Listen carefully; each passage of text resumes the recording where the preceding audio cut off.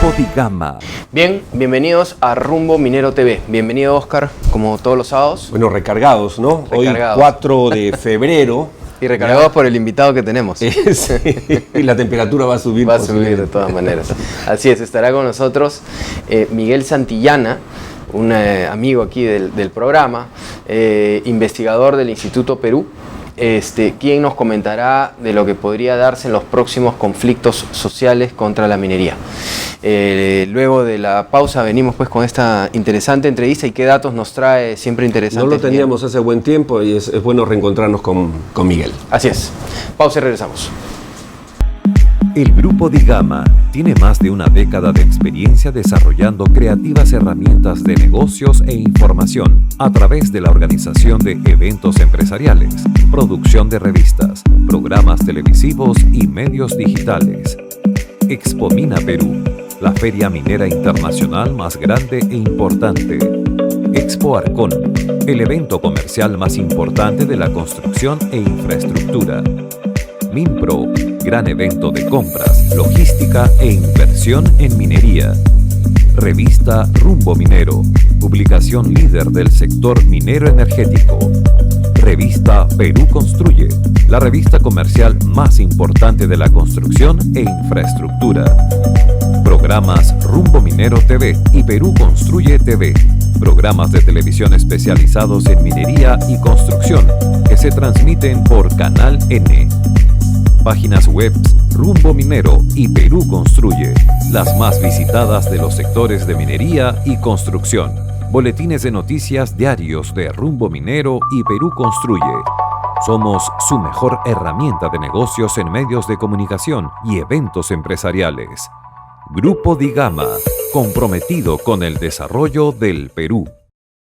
Bien, como anunciamos, se encuentra con nosotros un amigo de acá del programa, Miguel Santillana, principal investigador del Instituto Perú. Bienvenido, Miguel, una vez más al programa. Muchas gracias y gracias por tenerme de nuevo. Bueno, vamos a hablar sobre el tema, como siempre, de potenciales conflictos sociales contra la minería. Disculpe, no hay potenciales, ya existen. Ya existen. Pero me refiero, lo que quería decir es, vemos que las recetas no se cambian, ¿no? Todavía seguimos viendo que los gobiernos llegan cuando los conflictos, y por más que se ha dicho tantas veces este tema, ¿no? Hay que hacer labor antes de y no después de, ¿no? ¿Cómo ves el tema en estos últimos meses y con este nuevo gobierno, ¿no? ¿Se ha podido mejorar? ¿Hay por lo menos alguna idea de mejorarlo? Mira, yo creo que hay un problema con este gobierno en dos sentidos. En primer sentido es el Ministerio de Energía y Minas tiene en este momento 2 viceministros que están en camino de salida desde la quincena de diciembre y hasta ahora no se oficializa el cambio. En el lado de minería, el señor Chino ya está avisado desde Navidad que va a salir y su reemplazo es Ricardo Lavó, que está sacando su título a Pacífico. Entonces, mientras que no saque su título a Pacífico, no asume el cargo. Y para reemplazar a Pérez Reyes, que es el viceministro de Energía, no encuentran a nadie que quiera asumir esa papa caliente, que, por ejemplo, sería firmar la liquidación del gasoducto del sur. Así es. Entonces ya tenemos un primer problema. Por otro lado, ¿quiénes son los asesores de nuestro ministro de Energía y Minas? Roxana Barrantes. ¿Y dónde viene Roxana Barrantes? Del IEP. ¿Y quién es el esposo de Roxana Barrantes? Manuel Glave, tío de Marisa Glave. Entonces ya entenderás cuál es el tipo de consejos que le están dando al ministro. Ese es por un lado el Ministerio de Energía y Minas. Por el lado de la Oficina de Prevención de Conflictos que tienes en la PCM, ¿a quién has puesto? Al señor Luque, muy respetable, filósofo arequipeño, pero viene con todas las ideas de la Defensoría. Entonces, una cosa es la Defensoría del Pueblo que vela por los derechos ciudadanos y otra cosa es prevenir conflictos. Entonces, no puedes ir a darte pues de misionero en un tema que es eminentemente temas de violencia, toma de locales, destrucción de propiedad pública y privada. O sea, para ser directos, o sea, ¿tú crees que deben cambiar a Rolando Luque? O sea, ¿no da la talla, no tiene el perfil para ese cargo? Que vuelva a la Defensoría. O sea, yo creo que ha sido un muy buen adjunto de la Defensoría del Pueblo y tiene todo el reconocimiento de la opinión pública nacional e internacional respecto a ese tema. ¿Y tú pondrías ahí alguien que sepa manejar conflictos? Porque el otro problema que tenemos en el ministerio... ¿Un Vladimiro Warok, por ejemplo? Más que Vladimiro Warok, alguien que sepa, uno, gestionar proyectos. Más allá de ser un político, alguien que gestione proyectos, porque lo que tú quieres es que la nueva política hacia finales del gobierno de Ollanta era adelantar las inversiones sociales de los proyectos para que la población pueda ver en concreto cómo se puede beneficiar. Antes, ¿qué sucedía? Tú tenías la etapa de exploración, 4 o 5 años. La etapa de construcción, 3 a 4 años. Tenías, según la Ley General de Minería, 5 años para depreciar el proyecto. Tiras pluma, en 10 años no ha generado renta, por lo tanto no tienes canon. Claro, claro. Entonces, ¿qué haces? Estás adelantando impuestos de futuro, los traes al presente para hacer esa obra social. Muy bien. ¿Qué cosa vamos a hacer? ¿Qué definimos para la zona? Eso tiene que haber proyectos concertados a nivel distrital, provincial, regional. Este gobierno nuevo ha hablado del adelanto social. Martín Vizcarra lo dijo cuando era candidato en este mismo programa, lo repitió y luego, digamos, lo han hecho realidad. Pero yo siento que eso se ha quedado como en un enunciado. Sí. Corrígeme, por favor. Y no sé si ya hay algo, digamos, aterrizado sobre el adelanto social. Es un buen concepto. Es buen concepto, pero pésimamente manejado por el mismo señor Vizcarra. Si tú analizas el conflicto de las Bambas con la toma de carretera, él sale a decir que quien va a pagar la carretera es la empresa. Oye, un momentito, ¿le consultó a la empresa? Luego aparece con un proyecto de desarrollo de 800 millones de soles. ¿Le consultó a la empresa? Número 3. Quien expropia en el Perú, según la Constitución, es el Estado, no las empresas privadas. Entonces, quien tenía que pagar el justiprecio por ese camino, que es considerado camino nacional de acuerdo al inventario de carreteras publicado el día que se va a Ollantumala, es el Estado peruano, no la empresa. Entonces, ¿cuáles son las señales para el inversionista? Que un Estado toma decisiones por encima de los accionistas de la empresa. Y eso está pésimo. Bueno, entonces, ¿qué es lo que avisoras? Porque se supone que tenemos un gobierno proempresarial, ¿no es cierto? Lleno de tecnócratas, todos, ninguno de una tendencia que tú seguramente abominarías, de izquierda, ¿no? No son ni rosados ni rojos. Pero igual no te convencen. Es que un tema es tirar pizarra y otra cosa es la realidad. Entonces hay un tema de que pueden ser muy buenos en la universidad, pero experiencia de campo, de conflicto, de realmente pisar la cancha, no lo ves. Entonces, ¿demasiado teórico en este gobierno? Demasiado teóricos, o sea, esta idea del Dream Team que tenemos. Sí, claro. El Dream Team te la puedes jugar en el Real Madrid de los Galácticos o el Dream Team de Michael Jordan en su momento. Pero para gobernar el Perú necesitas de 2.000 a 5.000 funcionarios públicos que estén en la misma línea. Claro. ¿Los tiene este gobierno? No, no tiene partido, no tiene bancada. Su único respaldo es la opinión pública. Antes que piensen en los suicidios masivos viendo el programa, yo quisiera pedirte que nos ayudes a decir, ok, eso yo coincido contigo, ojo, fuera de bromas. ¿Qué hacemos? ¿Qué hacemos, Miguel? ¿Cuáles son las pautas? El Perú necesita la minería, es el 60% de las exportaciones, su impacto sobre el PBI, ahora que estamos golpeados, es increíble que no nos demos cuenta que estábamos menos mal, ¿no es cierto?, claro, con la minería ahora que no la tenemos o que ha caído. ¿Qué hacer? O sea, lo que pasa es lo siguiente, el gobierno al momento de ganar las elecciones pactó con ciertos grupos, o sea, digamos, pactó con el diablo para poder ganar las elecciones. Lo que no se ha dado cuenta es que este es el cuento del sapo y el alacrán. Entonces, ¿te acuerdas que hay un sapo que sube el alacrán, están cruzando el río y el alacrán lo clava? Porque está en su naturaleza. Es su naturaleza. Entonces, ¿qué está sucediendo en este momento? ¿El alacrán es Verónica Mendoza y el Frente Amplio? digamos, el alacrán es una combinación de etnocaceristas, nueva versión de Sendero Luminoso, Sembrar, Pero ellos Marco no están Arana. gobernando, Miguel, no están gobernando. Discúlpame, no gobiernan, pero sí dominan las zonas donde están las operaciones mineras. El corredor sur de la minería, ¿quién lo tiene? Pero Pablo Kuczynski, el Estado peruano. ¿Tú sabes que no puede entrar ningún funcionario público a la provincia de Islay? Entonces, ¿quién gobierna a quién? Entonces, esa es la pregunta de fondo. Mientras que acá en Bueno, Lima, ¿qué hacemos? No los podemos eliminar. no te estoy sea, eliminando. tienes que ganártelos. Es que una cosa es el jus imperium, que tiene que ejercer cualquier país, porque no hay territorio liberado en el Perú. Y número dos, hacer la labor de Cuidado que convencimiento. cada vez que ese concepto se lleva a la práctica en un gobierno, lo que terminas es con bagua. No o sea, necesariamente. necesitas con muertos. No, Ojo, es que discúlpame, lo que pasa es que en el Perú no hay huelga que se respete si no hay un muertito. ¿Por qué? Porque todas las redes nacionales e internacionales inmediatamente anuncian de que un gobierno entreguista, claro, las transnacionales, ha matado Y son a un mártires, hijo del pueblo. obviamente, Y lo mártires. inmediatamente. Que por supuesto al día siguiente se olvidaron de él y nadie se va a encargar de la viuda. Ni las ONGs tampoco. Entonces, lo que acá hay que hacer es jus imperium y hacer que los funcionarios públicos, los organismos reguladores del Estado, puedan acceder a las distintas partes del territorio nacional a explicar lo bueno, lo malo y lo feo de lo que implica un gobierno, una inversión en industrias extractivas. Y volviendo a lo que te decía de O sea, la fase de educación, de hablar con la gente, Claro. de... ¿Por qué tienes radio nacional?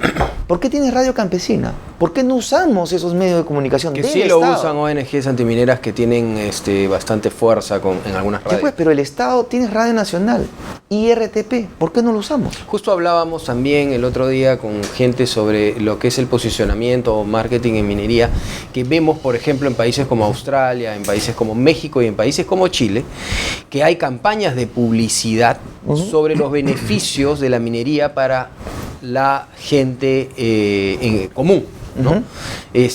Lo cual no lo hace ni las empresas mineras, ¿no? Como campaña, pauta publicitaria, ni el gobierno, que también debería Así hacerlo, es. hablando un poco de lo que tú dices de la radio, ¿no? No hay nada de información.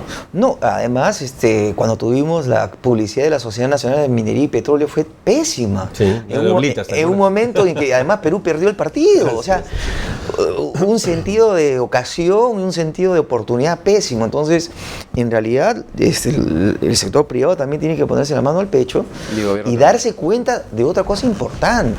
Los gremios tienen que representar a todos los peruanos. La CONFIEP tiene que representar desde el grupo empresarial más importante del Perú hasta el vendedor de Curucuchay, porque ese vendedor también es un empresario. Pero ándale a preguntar por CONFIEP, si alguien de CONFIEP lo ha ido a visitar, si se siente representado por CONFIEP. Y te va a decir que no, se va a sentir representado más por gente como Arana, gente como Verónica y cosas por el estilo. ¿Qué piensas del tema de que está en boga en este momento, ¿no? El tema de Lavajato. ¿Qué crees que se va a venir en estas semanas? Se habla de todo tipo de cosas, sabemos que, decíamos, ¿no? Que es lamentable para el país, sabemos que hay corruptos, pero el destapar una cosa de este tamaño y ver que 4 gobiernos atrás están metidos en esto es una vergüenza para el Perú, ¿no? Número uno, le recomiendo el libro de Alfonso Quirós, un importante historiador peruano que falleció el 2013. Su libro se llama Historia de la corrupción del Perú. Y te darás cuenta que el tema de la corrupción viene desde la colonia. Y no por algo los incas tenían el Amazúa, aquella y Amacea, que uno de esos era ser honesto. Claro. ¿Ok? O sea, no es un tema de que Era solamente necesario. la República del Perú es corrupta. No nació el 2000. ¿Ok? Entonces, tenemos que, si bien tenemos habladurías y referencias y un estudio concreto como el del señor Quirós, que está documentado, la modernidad nos permitió ver la corrupción en video con Vladimiro Montesinos. Y se humilló y se metió a la cárcel un montón de gente, no solamente por acción, sino también por dichos de terceros. Además de manera grotesca con los torres de dinero y todo eso. Bueno, y vimos todo eso. Pero lo que más me llama la atención es que esos moralistas, esos que tiraron dedo en su momento, son ahora los que están siendo captados por el tema de corrupción. Y lo tenemos el gobierno de Toledo, el gobierno de García y el gobierno de Ollantumala. ¿Y por qué no decirlo? Participación de gente de este gobierno, que firmó exoneraciones del SNIC, que firmó cosas ¿Cómo? Que se contrate con Odebrecht cuando Odebrecht estaba prohibido de contratar con el Estado por una denuncia en el río Cachi, por una obra mal hecha. Entonces, no me van a venir a decir que no sabíamos nada de esto. Sí sabemos qué personajes estaban metidos. Ahora, el escándalo no se puede tapar con otro escándalo como sucede en el Perú, porque toda la información viene de fuera. Sí, ¿y cómo controlas eso de fuera? Así es. ¿Cómo controlas lo que diga el juez de Curitiba? ¿Cómo ¿Serán controlas públicas esas listas realmente? Por supuesto, totalmente, yo estoy de acuerdo. Además, no me parece ninguna vergüenza lo que ha sucedido. Me parece que es el momento que el Perú, como Brasil, haga lo que tiene que hacer para ser un país respetable, un país de pantalones largos y no seguir hablando a media voz de este tipo de temas. El otro día conversaba con un empresario brasilero, una empresa muy grande, y preocupado por lo que está pasando obviamente en su país, que es 10 veces más peor de lo que estamos viendo nosotros. Y decía, oye, no sé si estoy de acuerdo o no con lo que está pasando porque se está paralizando Brasil. Y al final coincidimos en que se pare Brasil y que se pare Perú, porque no puedes descansar, no puedes sentar el desarrollo de tu país en base a una corrupción que corroe todo y corrompe todo, ¿no es cierto? Entonces, eso es, La un dilema que vamos a ver. La factura puede ser grande, pero hay que pagarla. Así es, señor. Sí, pero además, por último, un tema importantísimo. ¿Cómo surge esto? Esto surge del Partido de los Trabajadores de Brasil, el señor Lula y el Foro de Sao Paulo. Ágora de toda la izquierda latinoamericana. Así es. Que es una forma de imperialismo brasileño pagado por el Banco de Desarrollo de Brasil, sí, claro, que le daba dinero a las 4 empresas más importantes brasileñas para que corrompan y se agarren los proyectos de infraestructura más grandes de América Latina. Sí. Para terminar, Miguel, ¿qué sabes de las que perseguimos, las ONGs antimineras que constantemente se han reagrupado, siguen trabajando de manera concertada, como estaban trabajando hasta hace unos meses? Mira, acaba de salir un informe de Cooperación que es un copy-paste de eso. La supuesta contaminación de Tintaya ahora se la atribuyen a Antapacay. Y realmente es una vergüenza.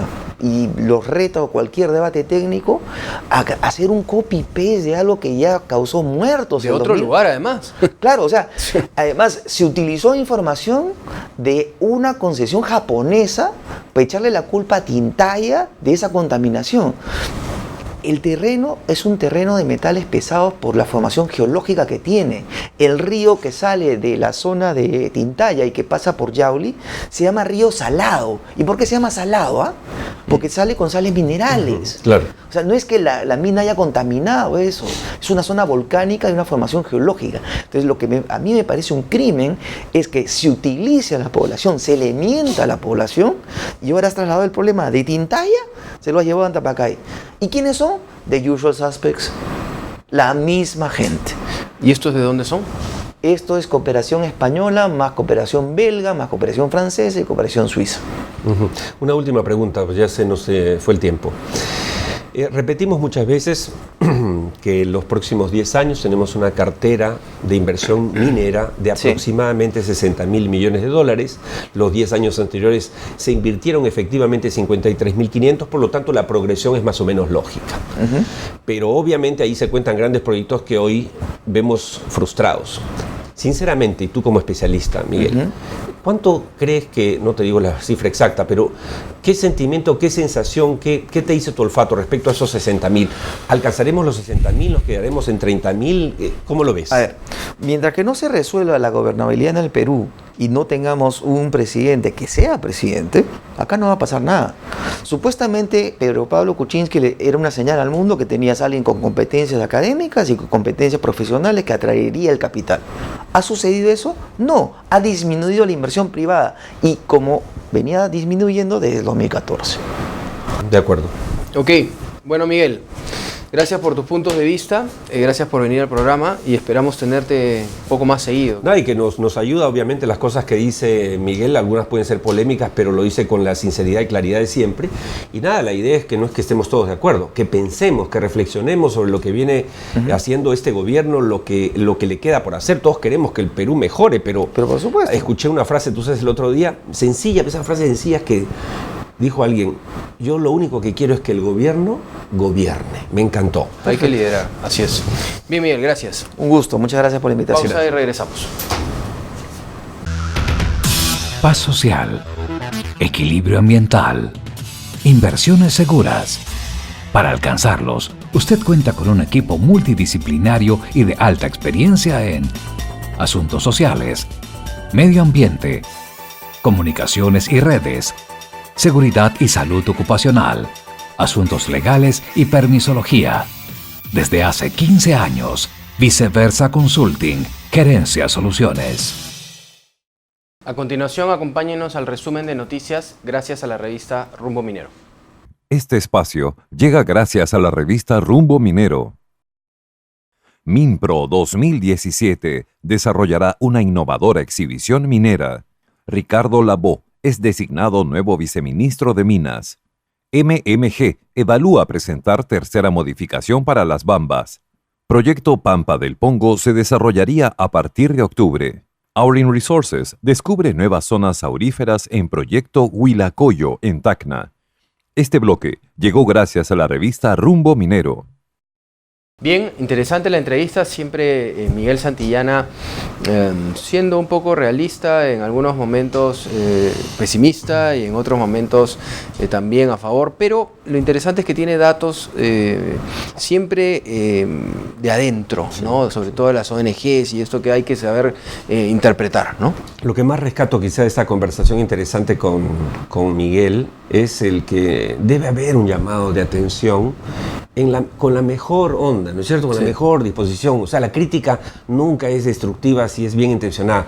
Y en este programa queremos que el gobierno actual reflexione, reaccione, no puede sentarse en los títulos académicos, no puede sentarse en la tecnocracia, porque se necesita comunicar, sensibilizar a la población sobre la trascendencia de los actos de gobierno, definitivamente. He escuchado a opositores del régimen hablar muy bien de muchos de los decretos y dicen, oye, pero que nadie lo sabe del paquete de decretos. Que no es solamente hacer los decretos y hacer los paquetes que necesita el país, sino hablar el idioma que habla, por ejemplo, el Premier Zavala necesita hablar el idioma que habla el pueblo para que entiendan que esos paquetes realmente los van a beneficiar en su día a día. Así es. Si no, no nos sirve para nada. Exacto. ¿No? El presidente Pedro Pablo Kuczynski tiene que comprarse el pleito, tiene que ir a las zonas afectadas y tiene que ayudar a la gente.